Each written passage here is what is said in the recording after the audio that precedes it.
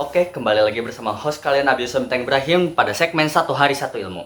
Oke teman-teman, kali ini saya Abioso akan melakukan pemenuhan tugas dari sejarah dari Ibu Asna Butar-Butar mengenai pembahasan kehidupan pada Orde Baru. Oke teman-teman, penelitian yang saya lakukan ini sudah saya cantumkan nanti di akhir video terkait daftar pustaka.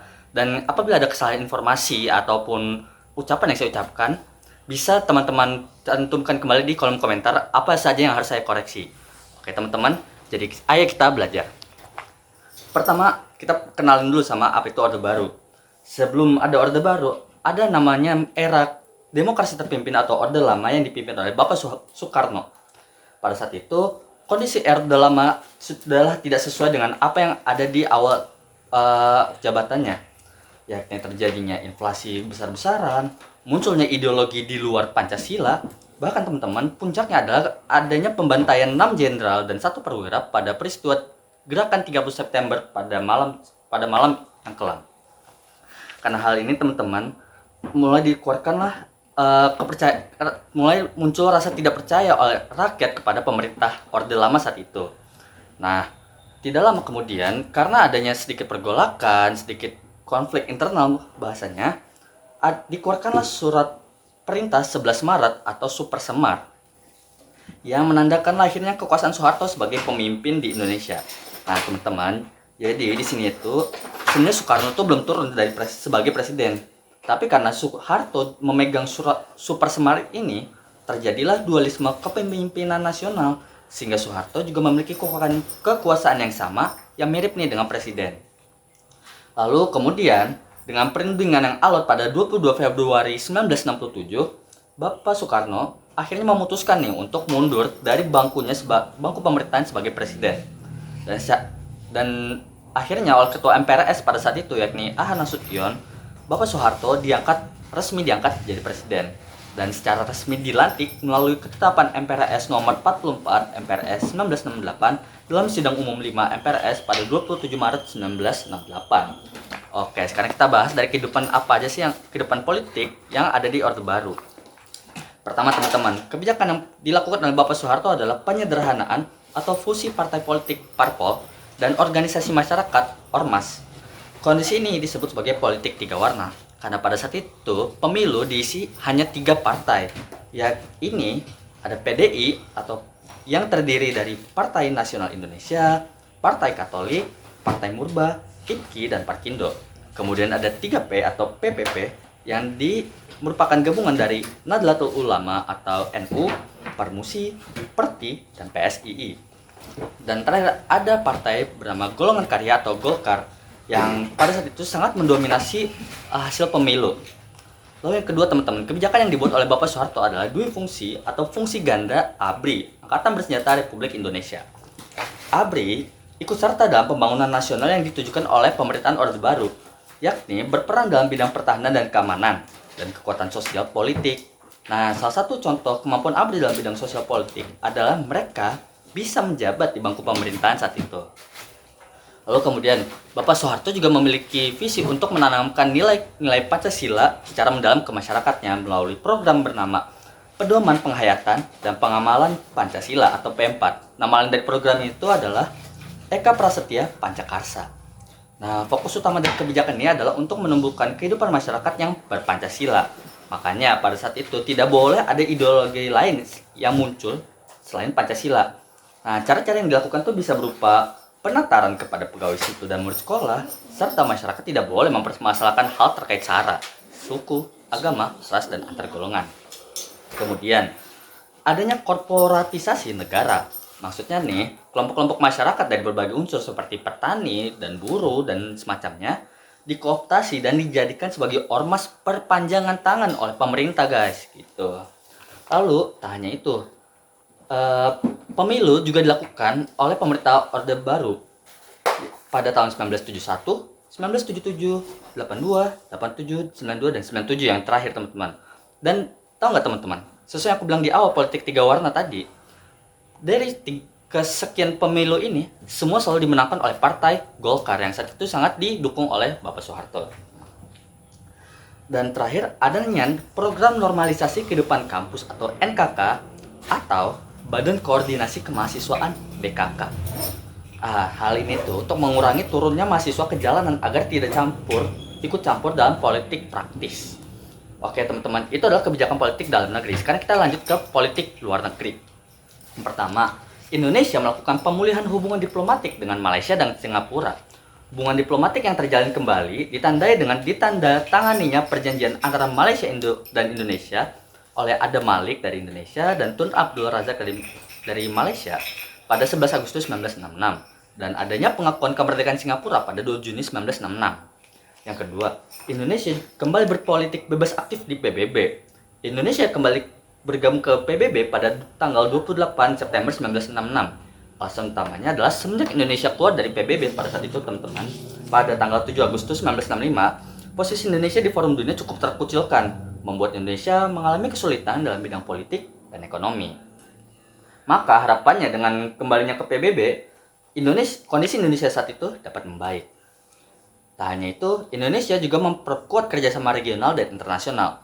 Upaya-upayanya berupa dibentuknya ASEAN di wilayah Asia Tenggara, lalu pengiriman kontingen negara ke beberapa negara dengan tujuan untuk misi perdamaian dunia. Lalu Indonesia juga ikut berperan dalam konferensi tingkat tinggi gerakan non-blok, serta berperan dalam organisasi konferensi ILSAM atau OKI.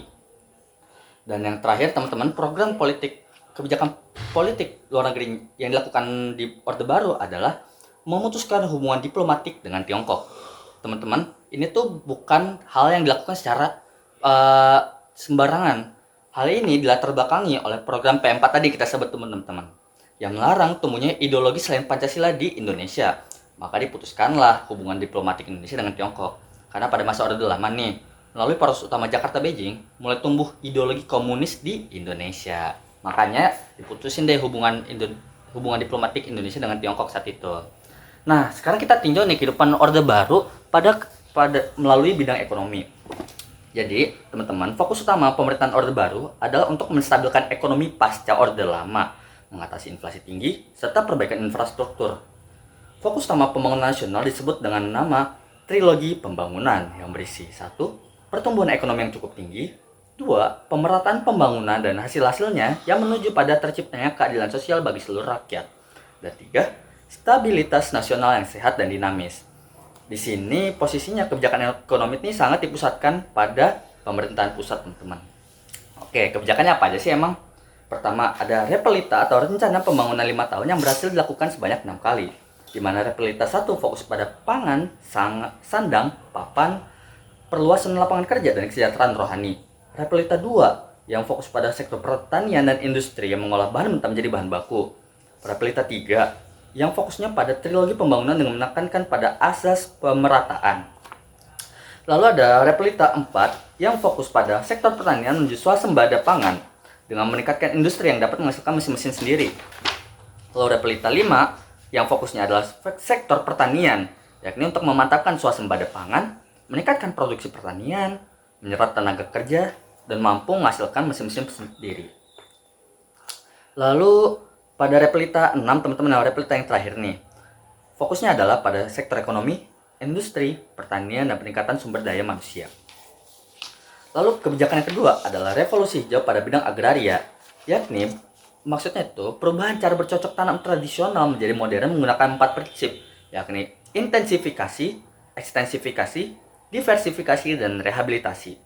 Oke, jadi gini, intensifikasi adalah berupa penelitian, pengembangan, dan penerapan teknologi pertanian untuk memanfaatkan lahan yang ada guna memperoleh hasil yang optimal. Nih, ini tuh menggunakan prinsip pancatani, yakni pemilihan dan penggunaan bibit varietas unggul, pemupukan yang cukup, pengairan yang cukup, pemberantasan hama secara cukup, dan teknik penanaman yang baik. Lalu kedua teman-teman, ekstensifikasi berupa usaha perluasan wilayah pertanian dari petani. Lalu ada diversifikasi yang fokusnya itu adalah untuk menambah keanekaragaman usaha tani supaya tidak terjadi ketergantungan tunggal kegiatan, produk, jasa, dan investasi. Dan rehabilitasi yakni usaha pemulihan daya produktivitas yang sudah kritis. Lalu teman-teman, gak hanya itu, pada masa Orde Baru juga diadakan kerjasama dengan IMF dan Bank Dunia serta IGGI. Dengan kerjasama ini, Indonesia berhasil mendapatkan banyak dana bantuan sehingga pembangunan berhasil dilaksanakan. Lalu Indonesia juga berhasil mendorong masuknya modal asing PMA dan modal asing dalam negeri PMDN melalui undang-undang khusus yakni PMA 1967 dan PMDN 1968. Jadi teman-teman secara timeline tuh kurang lebih gini. Kehidupan ekonomi Orde Baru terbagi menjadi 3, pemulihan ekonomi, pertumbuhan ekonomi cepat dan intervensi pemerintah, dan pertumbuhan ekonomi melalui ekspor dan deregulasi. Oke, jadi pemulihan ekonomi yang dimaksud adalah ekonomi pasca Orde Lama, di mana Indonesia menjalin kerjasama dengan banyak negara seperti Malaysia dan Singapura, dan organisasi dunia seperti IMF, IGGI, dan PBB, serta menciptakan kebijakan untuk mendukung pertumbuhan kembali dari ekonomi negara, seperti melarang bantuan dana berbentuk hutang negara, membebaskan kontrol pasar, dan implementasi undang-undang penanaman modal dalam negeri dan asing. Kedua, pertumbuhan ekonomi cepat dan intervensi pemerintah. Pada saat ini terjadi oil boom yang sangat menguntungkan perekonomian Indonesia. Saat itu Indonesia merupakan anggota dari OPEC atau Organization of Petroleum Exporting Countries, dan mereka memotong pasokan ekspor secara drastis ke dunia sehingga terjadi kenaikan harga minyak. Karena hal ini Indonesia berhasil meningkatkan pembangunan sosial, infrastruktur, serta industri dalam skala besar. Lalu teman-teman, yang ketiga adalah pertumbuhan ekonomi melalui ekspor dan deregulasi. Karena nilai minyak dunia pada saat tahun ini menurun dan reposisi mata uang rupiah menyebabkan utang luar negeri Indonesia membengkak, maka dilakukanlah devaluasi mata uang rupiah, pembuatan kebijakan pasar kelas agar beralih dari fokus dari minyak. Lalu serta mulai berdirinya bank swasta dan bank swasta, sehingga mereka juga bisa membentuk dan membangun bank di luar Jakarta. Oke, itu adalah kehidupan ekonomi dan politik Orde Baru. Sekarang kita lihat nih, tiap negara tuh atau tiap program pasti bagaikan koin yang memiliki dua sisi positif dan negatif. Kita tinjau dulu teman-teman dari keberhasilan atau sisi positif Orde Baru. Pertama, Indonesia berhasil mendapatkan wilayah Timur kembali. Di sini posisinya Timur masih di bawah jajahan Portugis saat Indonesia masih merdeka. Akhirnya pada 7 Juni 1974, tepatnya setelah kudeta di Portugis, disampaikanlah keinginan Timur untuk bergabung dengan Republik Indonesia. Dan 10 hari kemudian, diresmikannya Timur sebagai provinsi ke-27 Indonesia. Ya, walaupun masih ada fraksi Fretilin yang berusaha memerdekakan diri, dan kemudian berhasil pada tahun 1999 setelah Orde Baru runtuh. Lalu pada Repilitas 1, ekonomi negara berhasil naik sekitar 3-5,7%. Inflasi turun menjadi 47,8%, serta rata-rata ekonomi nasional naik 6,6% per tahun 1968. Lalu seperti tadi, pertumbuhan ekonomi yang cukup tinggi membuat Indonesia mendapat gelar macan Asia, teman-teman. Nah, terus pada tahun 1966 nih, angka kemiskinan di negara berhasil ditekan dari 60% pada 1970 menjadi 11%. Itu angka yang besar loh, teman-teman. Karena Indonesia tuh terdiri dari masyarakat yang udah banyak, majemuk. Dari angka 60% ke 11% itu bukanlah hal yang mudah, teman-teman. Jadi merupakan prestasi ini. Lalu Indonesia juga berhasil mencapai swasembada beras pada tahun 1984, naiknya angka melek huruf dan partisipasi sekolah melalui program wajib sekolah 6 tahun. Ini juga diadaptasi teman-teman ke masa sekarang yang menjadi sekolah wajib 12 tahun. Serta angka harapan hidup meningkat dan angka kematian bayi menurun. Itu merupakan prestasi yang harus kita apresiasi. Nah, sekarang kita tinjau nih kegagalan atau sisi negatif dari Orde Baru. Pertama, terjadi ketimpangan antara pemerintahan pusat dengan pemerintahan daerah. Ini terjadi akibat sentralisasi pemerintahan. Kebanyakan kebijakan yang dibuat untuk negara itu hanya diputuskan oleh pemerintahan pusat, membuat pemerintah daerah kehilangan kekuasaan otonomnya. Adanya malapetaka 15 Januari atau Malari, yakni saat Perdana Menteri Jepang datang ke Indonesia, rakyat memutuskan untuk melakukan demonstrasi yang disebabkan oleh sikap pemerintah yang saat itu hanya fokus pada pencarian modal asing berupa investasi yang dianggap hanya menguntungkan investor Jepang dan orang-orang kaya saja, teman-teman. Akhirnya dibentuklah kebijakan-kebijakan oleh pemerintah yang mengatur investasi lebih ketat supaya memberi perlakuan khusus untuk pribumi. Jadi dibuatlah kebijakan yang akhirnya menguntungkan pribumi nih, teman-teman. Lalu karena tadi adanya difungsi ABRI pada kebijakan politik Orde Baru, banyak nih kebijakan pemerintah yang dilakukan dengan cara pendekatan militer.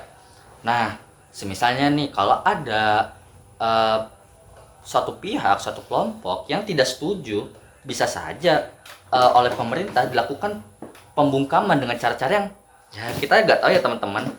Intinya terjadilah pembungkaman yang mungkin bisa biasa kita kenal dengan Petrus, penculikan dan semacamnya. Tapi itu di luar penelitian saya. Nanti kita akan bahas lagi. Lalu, dibatasnya kebebasan beraspirasi rakyat serta fungsi kontrol legislatif. Kenapa sih teman-teman? Hal ini terjadi akibat sistem semi perwakilan yang menggabungkan elemen perwakilan rakyat yakni DPR dan DPRD dan kekuasaan eksekutif yakni presiden yang awalnya untuk menciptakan pemerintahan yang stabil. Contohnya ini melalui sistem kepartaian yang diatur dalam Undang-Undang Nomor 3 Tahun 1985 dan pemilu berimbang setel daftar tertutup. Kenapa ini bilang negatif? Karena sebenarnya rakyat Indonesia itu memiliki hak yang sama untuk menyampaikan dan berkegiatan politik. Namun melalui Undang-Undang Nomor 3 Tahun 1985 tadi dan melalui program fusi partai politik, tidak semua rakyat bisa melakukan kegiatan politik sebebas atau sekehendak mereka. Maka itu termasuk pengambilan hak kebebasan berpendapat masyarakat. Lalu praktik KKN merajalela, korupsi, kolusi, dan nepotisme. Pada saat Soeharto berkuasa, banyak kebijakan politik dan ekonomi pemerintah saat itu yang tidak selaras dengan warga negaranya. Hal ini terjadi akibat pengaruh kelompok elit pendukung Soeharto yang sangat mempengaruhi suara pemerintahan saat itu. Hanya itu, banyak dari anggota kelompoknya yang diuntungkan pada praktik nepotisme serta korupsi yang dilakukan pada perekonomian negara, teman-teman. Kelompok ini banyak yang berasal dari mitra Tionghoa dan anak-anak Soeharto. Nah, lalu kita tinjau lagi nih kebijakan pemerintah yang membebaskan bank untuk berdiri. Karena kebijakan pemerintah yang membiarkan banyak bank berdiri membuat data finansial negara menjadi tidak terawas, ditambah peraturan dan kerangka hukum yang lemah, menyebabkan Indonesia mengalami dampak terbesarnya saat terjadi krisis keuangan Asia pada tahun 1990. Dan terakhir teman-teman, krisis moneter. Ini adalah puncak dari gunung es masalah yang telah dibangun. Ketika krisis keuangan Asia melanda Indonesia, hal ini menyebabkan nilai mata uang Indonesia turun dari Rp2.500 per dolar menjadi Rp15.000 per dolar, teman-teman. Tak hanya itu, utang luar negeri yang meningkat drastis, lemahnya sistem perbankan, kesenjangan sosial yang semakin besar, serta lemahnya kepercayaan masyarakat kepada pemerintah. Dan salah satu puncaknya nih, ketika terjadi tragedi Trisakti yang menyebabkan hilangnya nyawa beberapa mahasiswa saat itu, hal ini memicu terjadinya rangkaian bencana yang berakhir pada turunnya Soeharto dari jabatannya sebagai presiden pada 21 Mei 1998 dan menandakan dimulainya masa reformasi yang kemudian dipimpin oleh wakil Bapak Soeharto tadi yakni Bapak B.J. Habibie. Oke, itu sekian teman-teman dari yang bisa aku sampaikan dari apa yang udah aku cari tentang kehidupan politik dan ekonomi yang ada di Orde Baru.